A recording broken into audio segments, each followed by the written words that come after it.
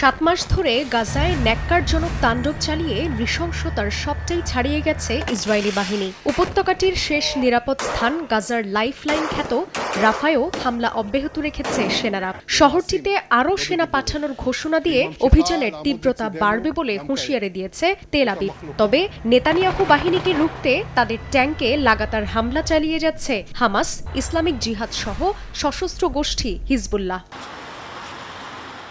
এর মধ্যেই বৃহস্পতিবার রাফায় ইসরায়েলি হামলা বন্ধে দক্ষিণ আফ্রিকার আবেদনের বিষয়ে আন্তর্জাতিক বিচারিক আদালতের কোনো নির্দেশ ছাড়াই শেষ হয় প্রথম দিনের শুনানি। এদিন নেদারল্যান্ডসের হেগে হামলা বন্ধের দাবিতে নিজেদের যুক্তি উপস্থাপন করে প্রিটোরিয়া। দক্ষিণ আফ্রিকার প্রতিনিধিরা জানান, হাসপাতালগুলোতে যেভাবে একের পর এক গণকবরের সন্ধান পাওয়া যাচ্ছে তাতে ইসরায়েলি গণহত্যার যথেষ্ট প্রমাণ রয়েছে।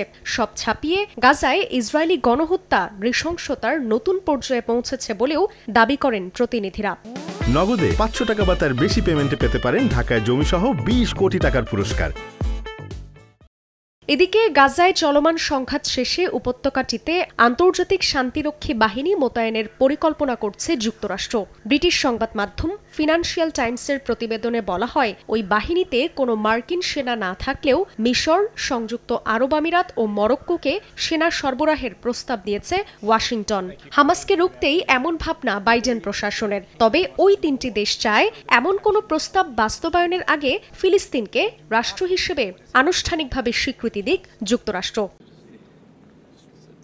আর এই ইস্যুতে নিজেদের সেনা যুক্ত করার প্রস্তাব নাকচ করে দিয়েছে সৌদি সহ অন্য আরব দেশগুলো। তবে ফিলিস্তিনি ভূখণ্ডে জাতিসংঘের শান্তিরক্ষী বাহিনী মোতায়েনের আহ্বান জানিয়েছে আরব লীগ। বৃহস্পতিবার বাহরাইনের মানামাতে আরব লীগের সম্মেলনে যোগ দেন জোটের রাষ্ট্রপ্রধানরা। এতে বলা হয়, যতদিন পর্যন্ত দ্বিরাষ্ট্র নীতি কার্যকর না হচ্ছে ততদিন 22 দেশের এই জোট মানামা ঘোষণা থেকে ভূখণ্ডটিতে জাতিসংঘের আন্তর্জাতিক সুরক্ষা ও শান্তিরক্ষী বাহিনী মোতায়েনের আহ্বান জানাচ্ছে।